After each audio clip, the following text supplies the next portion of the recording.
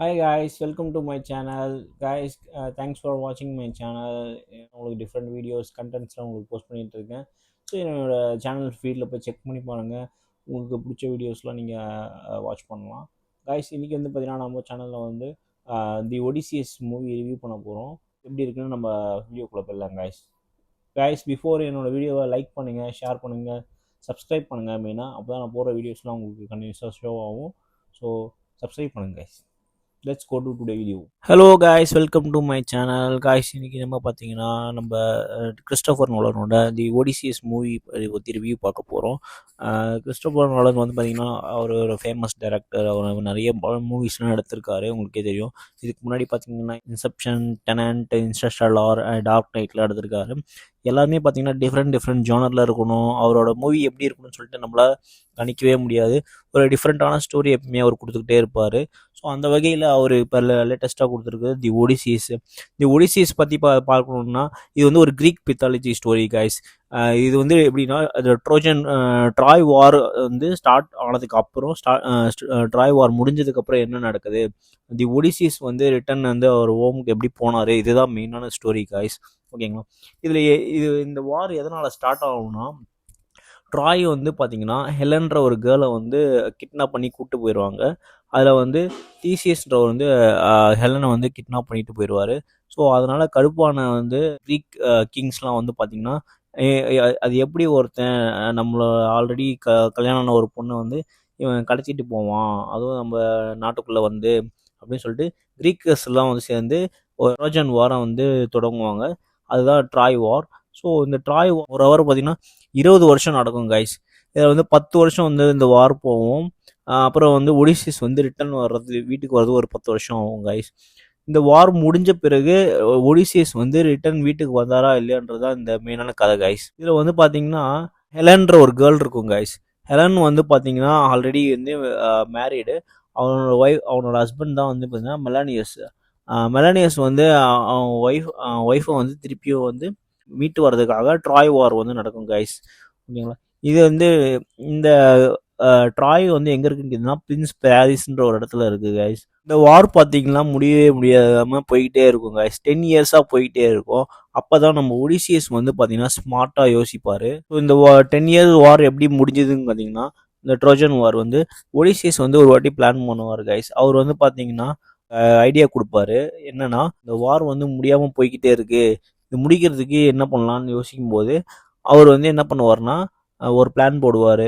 அதாவது நாங்கள் வந்து சரண்டர் ஆகிற மாதிரி, அதாவது இந்த வாரம் முடிச்சுக்கலாம், நாங்கள் வந்து சமாதானமாக போயிடலாம் அப்படின்னு சொல்லிட்டு அவங்கள பிளான் பண்ணி ஏமாற்றுவார். அப்போ வந்து ஒரு கிஃப்ட் கொடுப்பாரு. அந்த கிஃப்ட்டு தான் வந்து பார்த்திங்கன்னா ஒரு குதிரை வடிவில் இருக்க ஒரு போட்டு.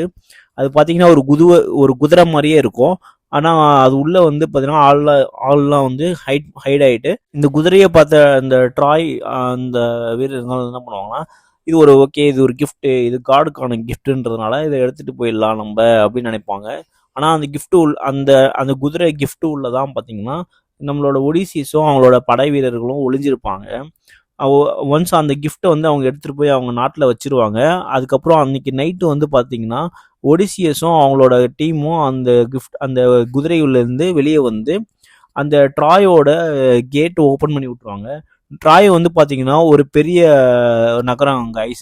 அவங்க வந்து அவங்களோட மெயின் பலமே பார்த்தீங்கன்னா அவங்களோட அவங்களோட சிட்டி சுற்றியே ஒரு பெரிய சவர் இருக்கும். நல்லா சைனா சவர் மாதிரி பெருசாக சுற்றி வச்சுருப்பாங்க. ஸோ அந்த சவரை தாண்டி போகவே முடியாது. ஸோ உள்ளே போய் அடிக்கணும்னா அவங்களோட கேட்டை ஓப்பன் பண்ணால் தான் முடியும். ஸோ ஒடிசிஸ் இந்த குதிரையோட இந்த குதிரை போட்டு உள்ள ஒளிஞ்ச மாதிரி இந்த கிஃப்ட் உள்ள போயிடுவார். ஸோ அவங்க நைட் ஆன உடனே வெளியே வந்துட்டு அந்த வந்து அந்த ட்ராய் கேட்டை ஓப்பன் பண்ணி விட்டுருவாங்க. அதுக்கப்புறமா நம்ம இவங்க இந்த க்ரீக் கிங்ஸ் இந்த வாரில் வந்து பார்த்திங்கன்னா இந்த ட்ராயை அழிச்சிடுவாங்க. ஸோ அதுக்கப்புறம் இவங்க வின் பண்ணிடுவாங்க. இந்த ட்ரோஜன் வாரில் வின் பண்ணிவிட்டு அதுக்கப்புறமா ரிட்டர்ன் வந்து இவங்க வந்து வீட்டுக்கு போவாங்க. ரிட்டர்ன் இந்த ஒடிசியஸ் வந்து பார்த்திங்கன்னா வீட்டுக்கு போகும்போது அவர் ஏகப்பட்ட ப்ராப்ளம்ஸ் ஃபேஸ் பண்ணுவார். ஃபஸ்ட்டு ப்ராப்ளமாக வந்து பார்த்திங்கன்னா அவர் வீட்டுக்கு போகும்போது பொசைடனோட சன் வந்து பார்ப்பாரு. பொசைடன் சன் வந்து பார்த்தீங்கன்னா ஒரு பெரிய ஜெயிண்ட், அவர் ஒரு அரக்கன், ஓகேங்களா. அவர்கிட்ட இருந்து இவங்க எஸ்கேப் ஆகணும். இவங்க ஆக்சுவலாக ஃபுட்டு தேடி வந்து இந்த ஒரு சில இடத்துக்கு போகும்போது பொசைடன் சன்னை பார்ப்பாங்க. அவங்க ஃபுட்டுக்காக போய் கடைசியில் அங்கே பொசைடன் சன் கிட்ட மாட்டிக்குவாங்க. ஸோ அவங்க அங்கேருந்து எப்படி தப்பிச்சாங்க அந்த ஜெயிண்ட் கிட்ட இருந்து அப்படின்றது ஃபர்ஸ்ட் பார்ப்போம். அதுக்கப்புறம் பார்த்தீங்கன்னா அவங்க தப்பிச்சு வரும்போது நம்ம ஒடிசிஸ் என்ன பண்ணிடுவாருன்னா பொசைடன் சன்னை வந்து இல்லை அம்பால வந்து தாக்கிடுவார். அதனால அவர் வந்து நீ யார் நீன்னு கேட்கும்போது அவர் வந்து ஃபர்ஸ்ட் நத்திங் சொல்லியிருப்பாரு. ஸோ பொசைடன் சன் நத்திங் கத்துவார். அதனால வந்து அவங்க அந்த ஜெயிண்டோட ஃபேமிலிஸ்க்கு இவன் ஏதோ சும்மா கத்திக்கிட்டு இருக்கான் அப்படின்னு நினச்சிருப்பாங்க. அதுக்கப்புறம் தான் தெரியும். அப்புறம் திருப்பியும் வந்து கடைசியாக இவர் போகும்போது என்ன பண்ணிடுவார்னா நான் தான் வந்து ஒடிசியஸ்ன்னு சொல்லிட்டு பேரை சொல்லிடுவார். ஸோ இவர் பேர் சொன்னதுனால அந்த ஜெயிண்ட்டு ஒடிசியஸ்ன்னு கத்தினால அப்புறம் வந்து பொசைடன் வந்து இவருக்கு வந்து சாபம் விட்டுருவார். இவன் எப்படி என் சன்னையே இவன் அடிப்பான் அப்படின்னு சொல்லிட்டு கடைசியில் இவர் சாபம் விட்டதுனால இவர் போகிற வழியெல்லாம் ஒரே தடங்களாக வரும். ஃபஸ்ட்டு வந்து இவர் போகும்போது பார்த்தீங்கன்னா ஒரு ஒரே ஸ்ட்ரோம் வரும். போகிற வழியெல்லாம் ஒரு பொசைடன் வந்து பார்த்தீங்கன்னா அவர் வந்து ஒரு வாட்டர் காட். அவர் வந்து இந்த தண்ணி வழியாக தான் இவங்க வந்து பயணிக்கிறதுனால ஏகப்பட்ட பிரச்சனை இவர் கொடுப்பாரு, ஓகேங்களா. இதில் வந்து இவங்க டிஃப்ரெண்ட் பீப்புள்ஸை சந்திப்பாங்க. அதில் ஒரு இடத்துல பார்த்தீங்கன்னா ஒரு ஜெயிண்ட் மனுஷன்ஸ், அதாவது பெரிய பெரிய நல்லா டாலான ஹியூமன்ஸ்லாம் வருவாங்க. அந்த இடத்துல இவங்க செம்மடி வாங்குவாங்க. அதுக்கப்புறம் அங்கேருந்து இவங்க தப்பிச்சு போகும்போது பார்த்தீங்கன்னா நெக்ஸ்ட்டு வந்து ஒரு சூனியக்காரி கிட்ட மாட்டிக்குவாங்க. அந்த சூனியக்காரி வந்து பார்த்தீங்கன்னா இவங்க ஒடிசியஸோட அவங்களோட கூட வந்த ஃப்ரெண்ட்ஸ் எல்லாம் வந்து பார்த்தீங்கன்னா பண்ணி மாதிரியே மாற்றி விட்ருவா. அப்புறம் அவங்கள வந்து காப்பாற்றுவார் ஒடிசியஸு. திருப்பியும் வந்து இவங்களுக்கு வழி தெரியாது. அப்போ அந்த அந்த சூனியக்காரி கிட்ட வழி கேட்கும்போது அவங்க என்ன சொல்லுவாங்கன்னா உனக்கு வந்து நீ வீட்டுக்கு போவ, ஆனால் நீ மட்டும்தான் உயிர் பிழைப்ப, உன் கூட இருக்கிற உன்னோட ட்ரூப்ஸ் உன்னோட நண்பர்கள் எல்லாம் இறந்து போயிடுவாங்க, ஏன்னா நீ வந்து சவிக்கப்பட்டிருக்க அப்படின்னு சொல்லுவாங்க. ஸோ அதே மாதிரி இவர் வந்து அவர் வந்து சொல்லுவார், இல்லை நான் என் ஃப்ரெண்ட்ஸையும் காப்பாற்றி கூப்பிட்டு போவேன், நான் என்னோட ட்ரூப்ஸ் எல்லாரையும் விட மாட்டேன் அப்படின்னு சொல்லுவார். ஆனால் அந்த சூனியக்காரி சிரிச்சுக்கிட்டே இல்லை உன்னால் முடியாது, கடைசியாக நீ மட்டும்தான் உயிரோடு இருப்ப அப்படின்னு சொல்லுவாங்க. ஸோ இந்த பயணம் போது அவங்க ஒன்று சொல்லுவாங்க, நீ வந்து உனக்கு வந்து வீட்டுக்கு வழி தெரியணும்னா நீ வந்து ஒரு ஹெல்ன்ற ஒரு பிளேஸ் இருக்கும், அங்கே போயிட்டு உன்னோட இறந்தவங்களோட நீ பேசு, அவங்களதான் உனக்கு வழி சொல்லுவாங்க அப்படின்னு சொல்லுவாங்க. இவரும் அங்கே போயிட்டு இவங்களோட ட்ரூப்ஸில் இறந்து போன அவங்கக்கிட்ட பேசுவார். அப்போ அவங்க வந்து நடந்ததெல்லாம் சொல்லுவாங்க. அப்போ வீட்டுக்கு போகிறது எப்படியும் வழியும் சொல்லுவாங்க.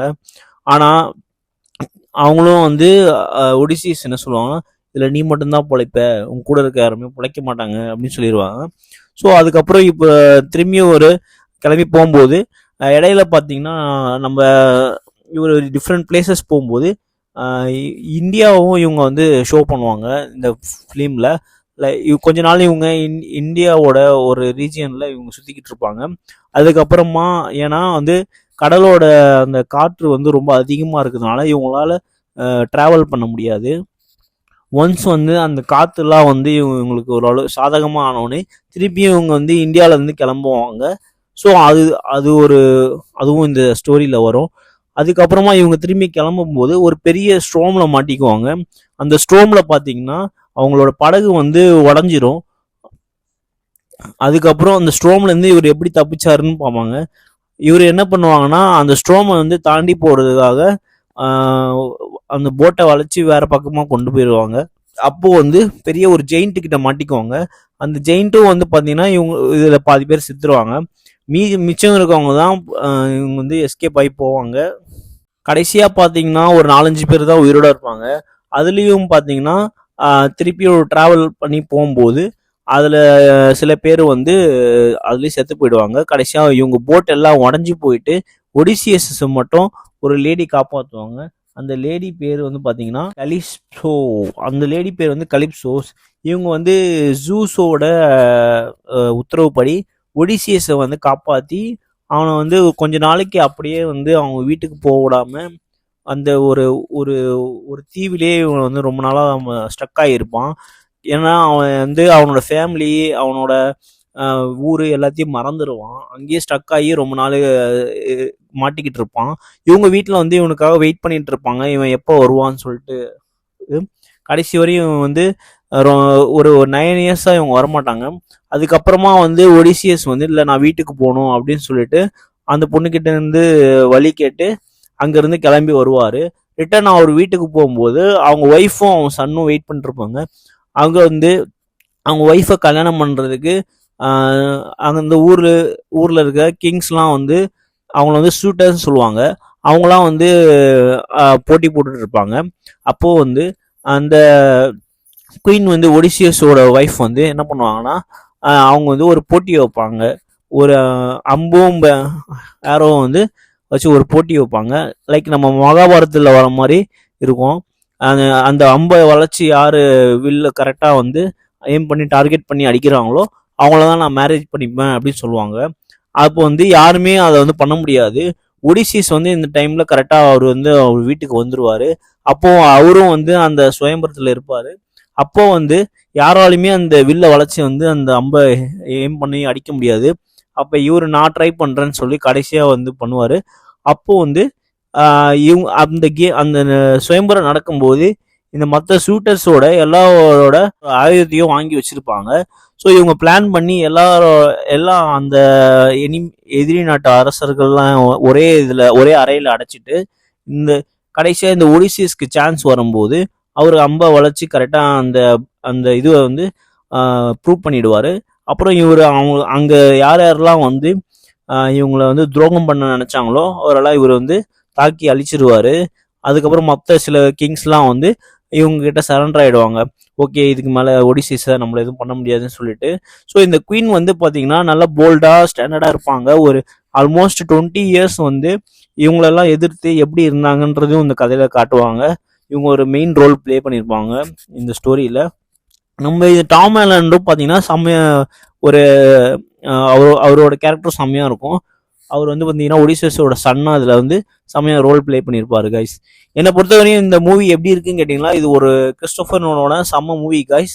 நீங்கள் இந்த மூவியை வந்து ஒரு நல்ல ஐஎம்எக்ஸ் தேட்டரில் பார்க்கலாம், அப்படி இல்லைன்னா பெரிய பிக்சல் ஸ்க்ரீனில் பார்க்கலாம், நல்லாயிருக்கும். நார்மல் ஸ்க்ரீன்லேயும் பார்த்தீங்கன்னா உங்களுக்கு நல்லா இருக்கும். பட் வந்து பிக்சல் ஸ்க்ரீன் ஒரு ஐஎம்எக்ஸ் பார்த்தீங்கன்னா உங்களுக்கு இந்த எஃபெக்ட் இன்னும் கொஞ்சம் நல்லா கிடைக்கும். பட் நான் ஒரு 2D பிக்சல் ஸ்க்ரீனில் தான் பார்த்தேன், பிவிஆரில் பார்த்தேன். ஆக்சுவலாக சூப்பராக இருந்தது கைஸ். ஸோ நீங்களும் வந்து நல்லா ஒரு பெரிய பிக் ஸ்க்ரீனில் பார்த்து என்ஜாய் பண்ணுங்கள் கைஸ். ஸோ உங்களுக்கு இந்த மூவி கண்டிப்பாக பிடிக்கும். நான் பார்த்த வரையும் இந்த மூவி நல்லா தான் இருக்குது. இது வந்து அந்த கிரீக் மித்தாலஜியோட நம்ம அப்படியே அந்த டைம்ல இருக்க நம்மளை கொண்டு போவோம் கைஸ். ஸோ ஒரு நல்ல எக்ஸ்பீரியன்ஸ்க்கு கண்டிப்பாக இந்த மூவியை தேட்டரில் பாருங்கள், மிஸ் பண்ணிடாதீங்க. ஓகே கைஸ், உங்களை திருப்பியும் இன்னொரு மூவி ரிவ்யூவில் உங்களை சந்திக்கிறேன். இந்த மூவிக்கு நான் ரேட்டிங் கொடுக்கணும்னா இது 10/8 வரையும் நான் கொடுப்பேன். ஸோ கண்டிப்பாக ஒரு ஒண்டர்ஃபுல் மூவி, மிஸ் பண்ணிடாதீங்க, தேட்டரில் பாருங்கள். மீண்டும் உங்களை இன்னொரு ரிவ்யூவில் பார்க்குறேன். Bye bye guys.